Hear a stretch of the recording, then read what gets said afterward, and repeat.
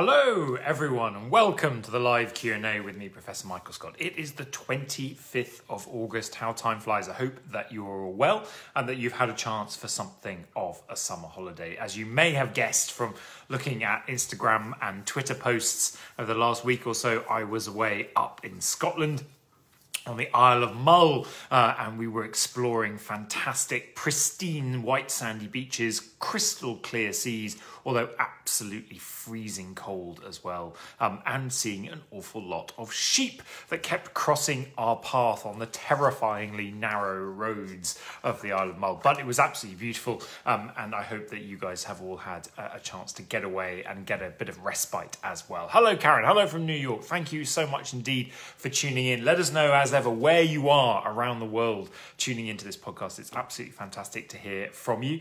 And thank you, as ever, for all of your great questions that have been coming in. They are, as ever, brilliant, have been great food for thought, and I've been sitting there puzzling over them. And indeed, Claire mentioned to me today that actually we are at the 3rd anniversary of doing the live Q&As on the Facebook. How can it have gone so quickly? 3 years, starting back in August 2018 when we launched the live Q&As, and we started chatting about all things ancient together. And here we are, 3 years later. I know some of you are stalwarts from the very beginning, and some of you have joined us along the path of those 3 years. You are all incredibly welcome, and thank you. Thank you for taking the time, both to send in questions and to watch the Q&As. It's a real pleasure and a privilege to be able to chat about the ancient world with you. Hello to Tracy in Wales, Alexis in Bristol, others coming from different parts of the UK. So yeah, it's absolutely fantastic that we get a chance to celebrate the 3-year anniversary this month. And I'm also reliably told by people who keep track of these things that we are now not that far away from the 100th Q&A. So we are currently, if our maths is correct, this is the 84th Q&A, and so we are not that far away. Mark in Las Vegas, brilliant. I think you win the prize so far for the most exciting place you're listening in from. I hope that you are taking a well-earned break from the casinos. From Fleetwood, Joyce, brilliant. It's almost as good as Las Vegas, I think, absolutely. Yes, so we're not that far away from the 100th Q&A, and as we get closer to the 100th Q&A, I think we're going to have some celebrations. I think there are going to be some prizes. I think there are going to be some big reveals, and I think we're all going to have to contribute towards making the 100th Q&A a celebration and a moment to remember. But that is coming up for the future.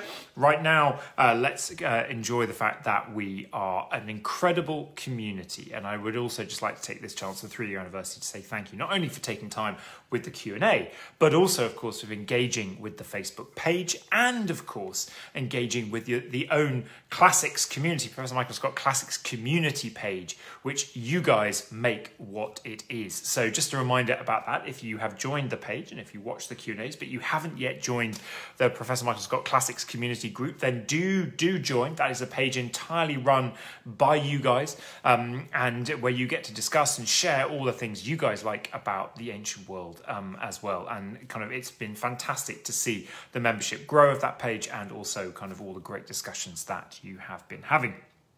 Now, we should jump on to what we're here to do, which is answer some great questions. So, question in from Sue Garney, asking, this was asked live last time, but I didn't get a chance to respond to it. Did new sanctuaries spring up in colonies that mixed religions of native cultures? So I think we were talking here about when ancient Greeks particularly sent out colonies to establish in different parts of the wider Mediterranean world. And then, of course, you can imagine with the Roman Empire, you get the expansion of the Roman Empire covering lots of these territories and absorbing all these indigenous cultures. What did they do in terms of religion? Well, it's an interesting mix, Sue. So with the Greeks, yes, we do seem to find when they sent out their colonies and established their colonies in, say, for example, Sicily and southern Italy, that there is a kind of quite a sort of foreign outpost vibe to them. They very much try to make their cities and their sanctuaries look uber Greek. In fact, it's kind of ironic that some of the biggest and brashest and best Greek temples are not actually in Greece at all. They're in Sicily and southern Italy. So there really does seem to be a feel here that when you're at the edges of the Greek world, you somehow have to shout louder to define yourself definitively as part of it. Patricia, absolutely. Cake at the 100th Q&A. Cake and bubbly, I think, will be an absolute minimum for the 100th Q&A. Karen Leggin Agrigento, absolutely. In fact, kind of the biggest temples around, think about those at Selinunte.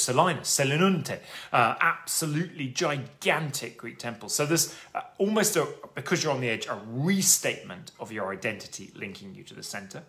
But at the same time, we do see evidence for the mixing and matching of indigenous practices. And sometimes this is happening not just at these colonial edges, but much more at the centre of the ancient Greek world. So in Athens, we know that by the 4th century BCE, in the port of Piraeus in Athens, there was a temple dedicated to Isis, the Egyptian god Isis, for Egyptian trading merchants coming up to Athens to be able to worship their gods while they were overnighting in Athens doing their trade, as there were sanctuaries for those coming from Cyprus and the particular gods worshipped in Cyprus.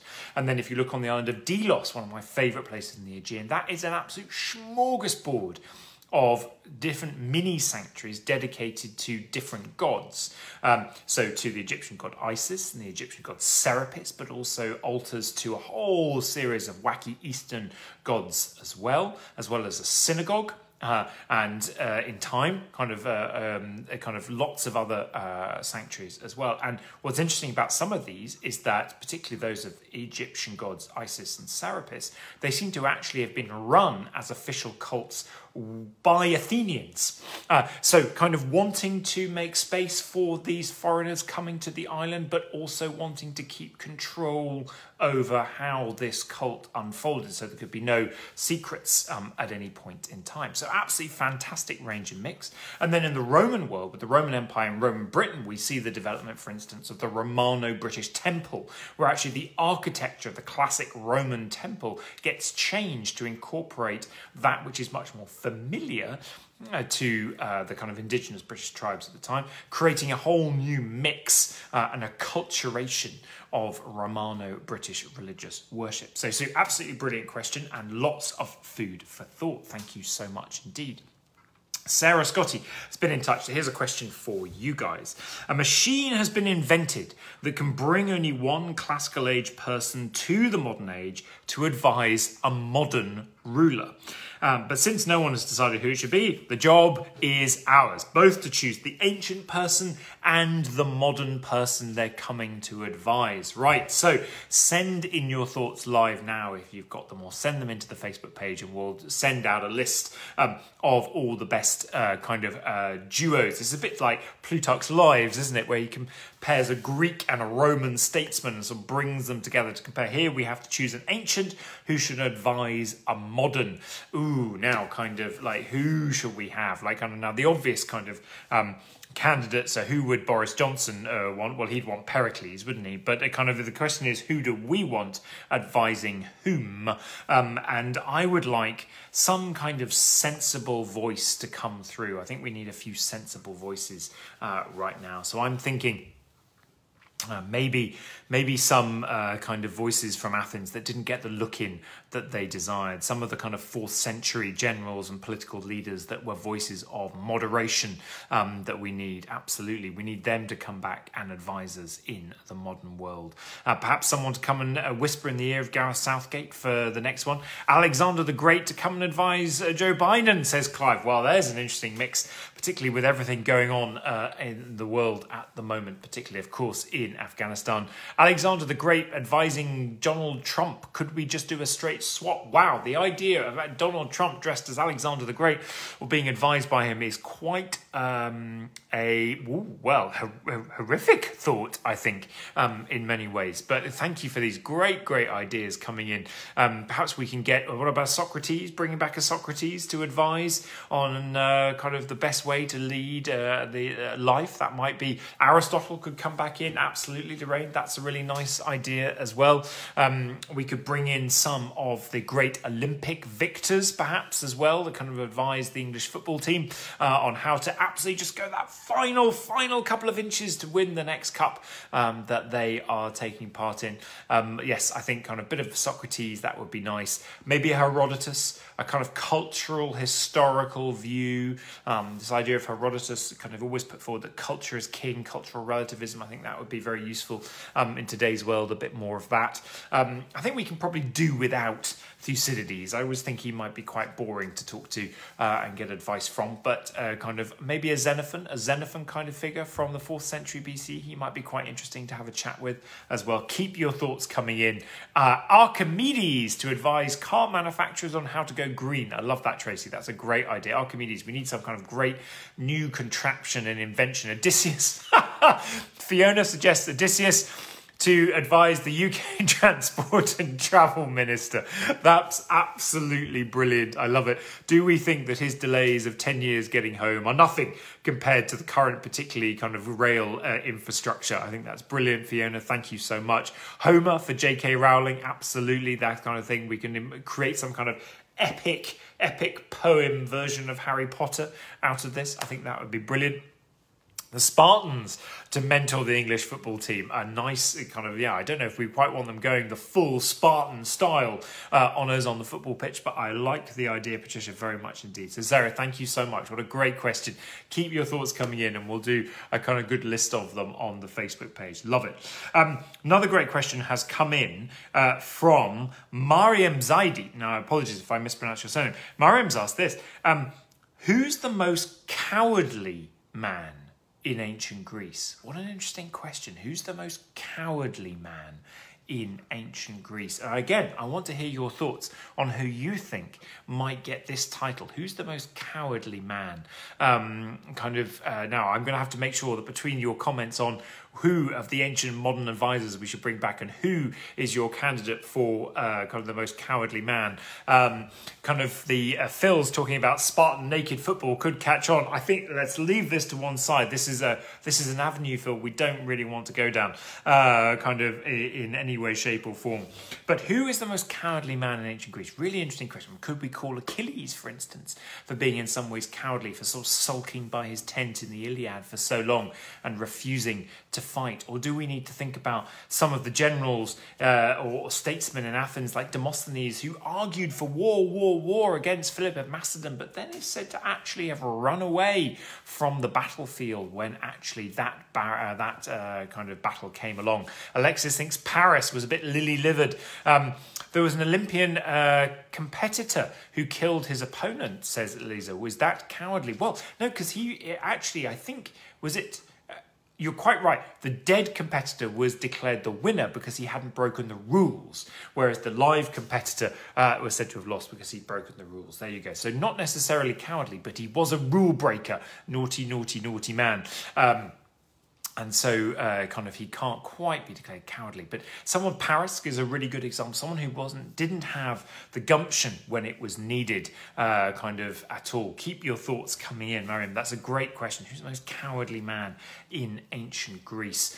Someone who we are definitely told is not a role model to follow in any shape or form. And we've got time, I think, for one more question before we go and talk about some of the things that are on around the world. Keeping in that sporting motif. Thanks, Patricia, for calling me a spoil sport. Samantha Blake, do you think that the modern man's Olympic Decathlon reflects the true sense of the ancient Olympics? So the decathlon, the 10 events that kind of create the some might call it the ultimate sportsman, the idea of the all-rounder, the person who's got kind of ability across a wide range of sports. Do we think that that sport reflects the true sense of the ancient Olympics? And were these athletes the inspiration for the sculptures of the day, such as the Discobolus? So Samantha, thank you very much indeed for your question. Well, the ancient Olympics didn't have anything like the decathlon, but it did have the pentathlon. So the 5 events, that was discus, long jump, javelin, short sprinting and wrestling. So kind of definitely that's inspiring some of the sculptures like the Discobolus, the kind of Myron's Discobolus, the incredible statue where he's in the absolute moment of action. He's been caught in the swing back before he lets fly the disc. And this idea of the all-rounder, the pentathlon, was an early sport in the Olympics. It was there from the get-go. In fact, actually, just like in the modern day Olympics, ancient sports were added to the ancient Olympics over time. And some of them were quite a long time after the invention of the Olympic Games. So the Olympic Games start in 776 BC, so we're told. And some events are still being added sort of 200 years later in the 5th century BCE, like, for instance, the rather bizarre race of the hoplitodromoi, the kind of people dressed up in hoplite armour that then had to do a running race. That's quite a late invention for the Olympics. Hello, Helen. Thank you so much for joining. Yes, I'm sorry we had to throw it onto a Wednesday this time instead of it being on a Thursday, but thank you for finding the time to join us. So the pentathlon is a really important event there from the early days, and of course the pentathlon is going after, and the winner of that is going to be something of an all-rounder. But whether the spirit of the Olympics was about an all-rounder, I think that's harder to say, because don't forget, the pentathlon sat alongside a series of other events that were very much single sport focused. So there were running races for different distances, 3 different distances, for which there were winners. There were individual wrestling, boxing, and then the kind of pancration, the all-power kind of event that was a different kind of weirdo wrestling in which there were no rules whatsoever. And then, of course, there was all the chariot racing and the horse racing events as well. So there was an equal number, if not more, events that were really considered to be individual sporting events that you were supposed to be really good at just one thing, as opposed to the pentathlon event where you were kind of supposed to be good at such a range of things. I know, Tracy, I'm so sorry, kind of messing up everyone's week with our timings here. So Samantha, thank you very much indeed for your question. That's absolutely brilliant. The thing I love, I think this is the image I want to leave you with of the ancient Olympics before we move on, is that in the long jump, the athletes would do it with weights. They would have their own weights that they carried in their hands that they would throw forward as they took off to try and give them a little bit extra momentum and carry them a bit further forward in the long jump. And they would also be doing it all to the sound of flute music. So there was this kind of melodic, harmonious sort of flute music going on in the background to help them get into the rhythm of the activities and the rhythm and the motion of the jump. So that's the picture I will leave you with of the ancient Olympics indeed. Okay, so we've had some brilliant questions. Just to flag to you a couple of the amazing things that have been discovered, that are in the news and that are going on around the place. All of these are on the Facebook page as well, of course. But some of them my particular favourites.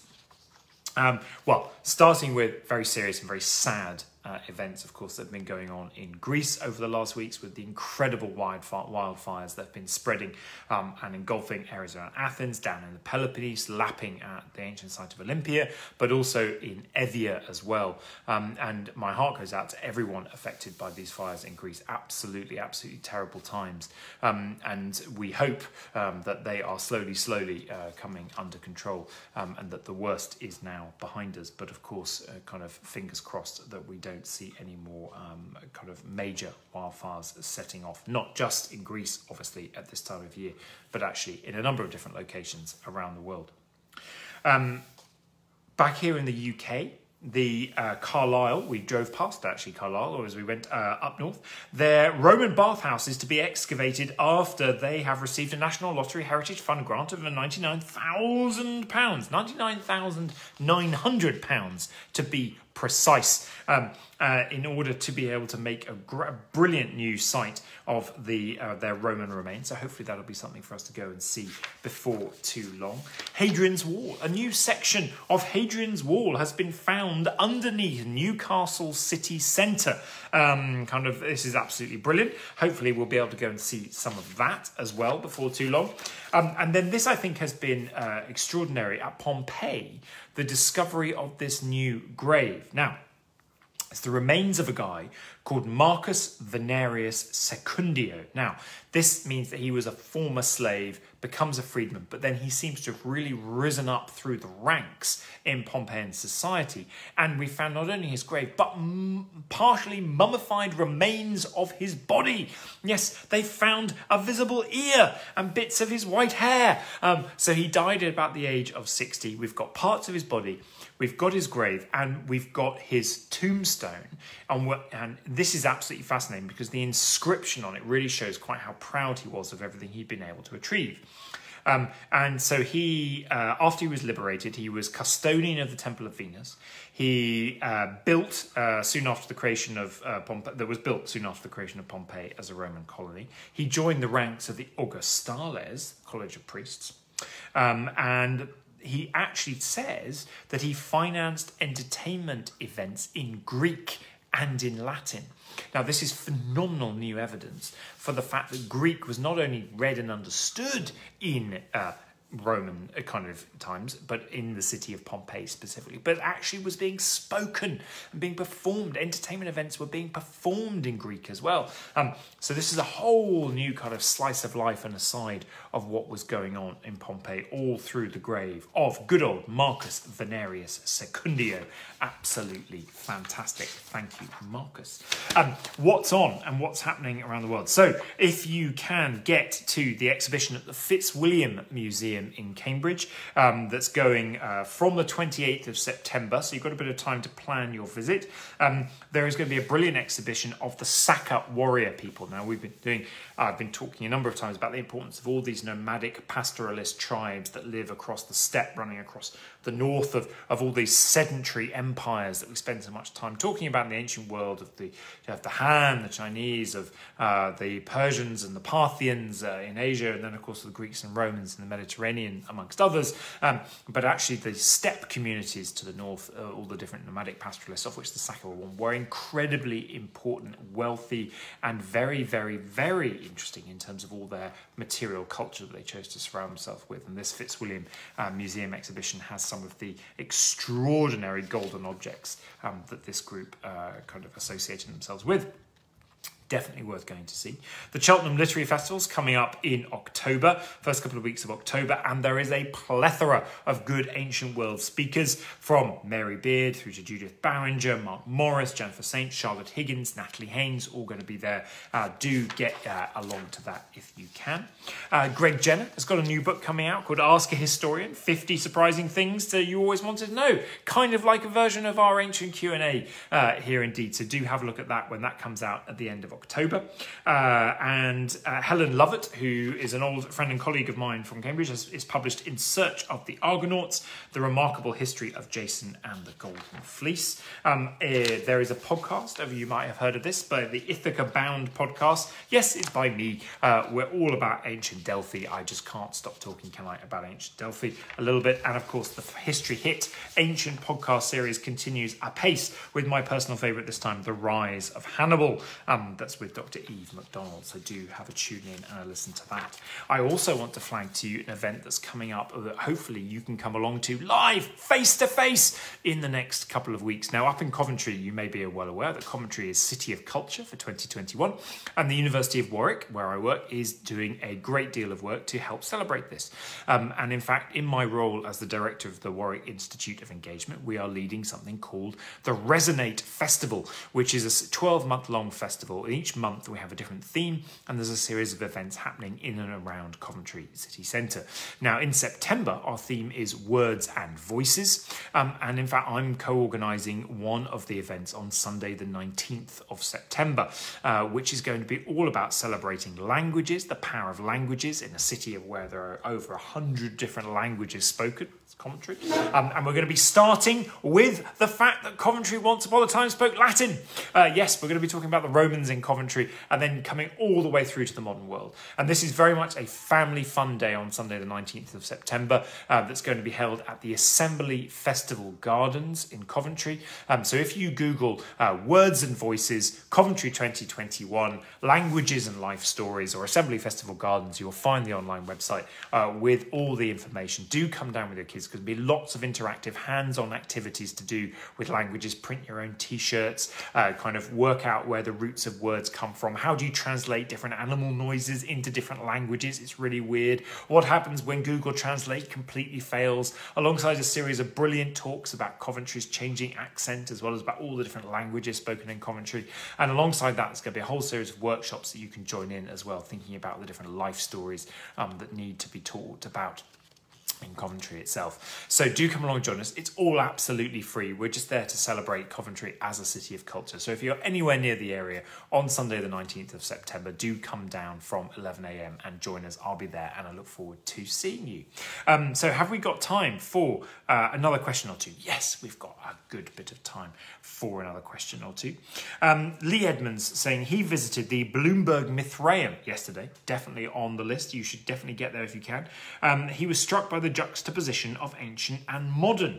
Where else is the difference quite so marked? This is really interesting. As people start to put together ancient sites for modern visits, how much do you try and bring in all the modern tech that you can to make them kind of really zippy experience, while also that not being too jarring with the ancient material itself. Now, this has been a kind of long-running debate in many ways, all the way back to when you even start kind of rebuilding or restoring ancient monuments. Do you, with the modern stuff you put into those monuments, make that very, very different so it's very obvious where the modern restoration is, or do you make it look almost identical to the ancient material?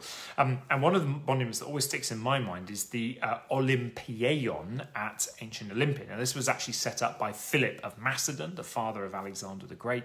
And when the German excavators that run the sanctuary Olympia alongside the Greek archaeological authorities decided to try and restore this building, they decided to make it very, very distinct what was modern, what was ancient. And what you end up with is a building, frankly, when you look at it, it looks really weird and ungainly and unbeautiful because there is this sharp distinction between ancient and modern. And I think in many ways, what our eyes would be much happier with, much less distinction between ancient and modern.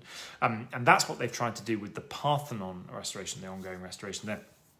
In the sense that, although there is, when you're close up, a clear difference between ancient and modern material, from further away, it looks absolutely like kind of a single building. And I think that's probably much more the sort of compromise that we need to look for. There's a test match on, says Lee. No, come on, who needs that? Whatever. We're talking about your question, Lee, kind of talking about the Bloomberg Mithraeum. So yeah, I think sometimes the contrast of modern and ancient can be a real juxtaposition, but sometimes I think the technology, if it's brought in, particularly in a much more subtle way, can really reinforce the lived experience of a place. So I really enjoy the Roman baths at Bath and the way they're bringing in some of the tech to kind of create holograms and images of people using the baths in antiquity and of the noises that would have been kind of around you at the time. I think that's absolutely brilliant. Alexis is talking about the way they were given tablets. So I presume you mean iPad tablets rather than ancient tablets to go around the site and you can hold up and do augmented reality with. I think that's another great way of bringing the modern and the ancient close together, but allowing you to bring it into play when you want it. Kind of, it reminds me, I was having to pack up my office in Warwick because we're moving into a new faculty building in the autumn term, and I found all these old postcards. And do you remember the style of them? That when you turn them in the light, it goes from a ruin to a fully reconstructed version of an ancient building, and then you can sort of turn them away again. They were a fad for a while. Obviously, no one does them anymore because you can have all these 3D virtual reality recreations and augmented reality, etc., etc. But I thought they were absolutely brilliant because they allowed you to have both the ancient on its own and the modern reconstruction as well. And you used to be able to get those books from tourist sites where there would be a picture of the ancient reality, and then you could overlay a sort of tracing paper layer on top, and that would be the reconstructive reality. Now, obviously, the technology now allows us to do that in so many different ways, but kind of I think actually having it fixed and always in your face at an ancient site is probably not the way to go.